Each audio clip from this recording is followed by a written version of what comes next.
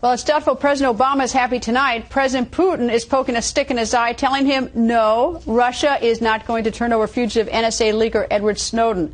Some senators telling President Obama to stand up to Putin. We spoke to Senator John McCain.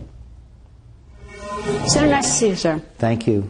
President Putin says no to the United States. He's not going to send Snowden back. He says that he's there in the international zone, essentially at the airport, and he's not going to send him back.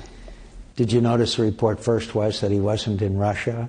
That's the classic old Soviet Union doublespeak. No, technically, because he was in the lounge at the airport, he was not technically in Russia. Look, this is the kind of Cold War, old Soviet speak kind of behavior that has characterized Colonel Putin, colonel in the KGB, for a long time. We just have refused to recognize it, and we keep pushing that reset button, and now maybe we'll wake up and have a realistic approach to our relations with Russia. That does not mean a return to the Cold War, but it does mean let's go ahead and build up our missile defenses.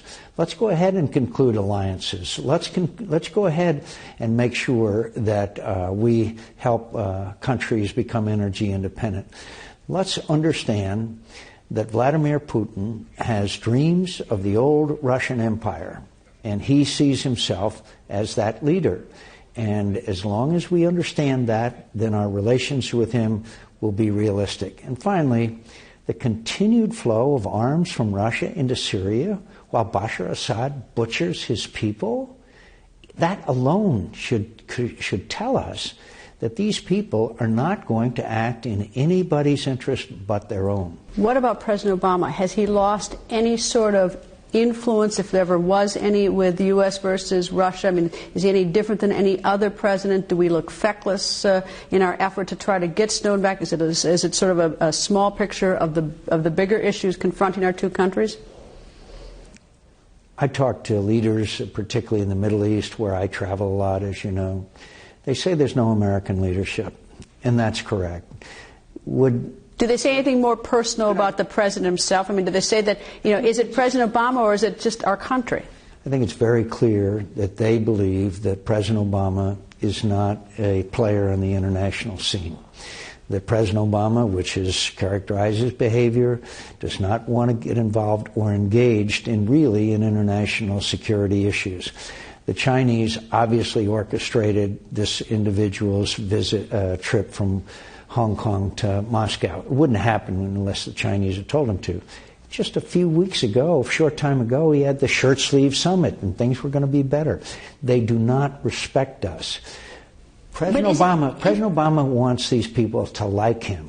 What he should be wanting is for them to respect him. That's what they felt about Ronald Reagan and, frankly, also Bill Clinton. Is President Obama not interested so much in this? Is it his ideology, or he just can't do it? Or what is the problem that you see in terms of his relationship versus Putin and Russia and even China?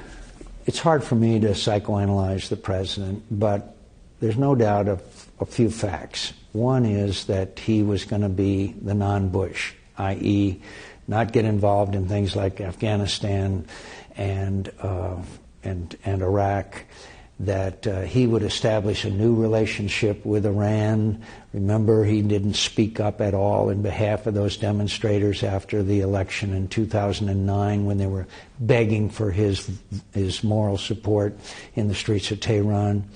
And that he believed with his kind of approach to international relations, we could be liked, and our adversaries, whether they be Iran or Russia or China, that this would be a new brand and a new day. When the fact is that these people respect power.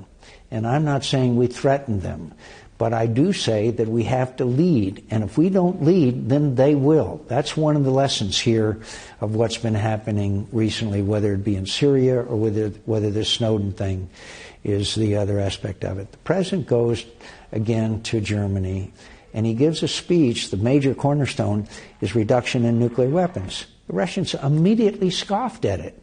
Compared to that, the speeches that Ronald Reagan made in Germany and President Kennedy made in Germany, I mean, I think he does not understand the realities of politics and strategy and the meaning of leadership in the world. Are you saying, to be quite bluntly, he's in over his head? I don't know if in over his head is the right word, but certainly oblivious to certain realities as far as our national security are concerned. So where does this go now? We have Snowden sitting in, supposedly, or at least we think, in the Moscow airport in the international region. He wants to fly to Havana and on to Ecuador, we're told. They probably will avoid American airspace. So tell me the next, how this plays out.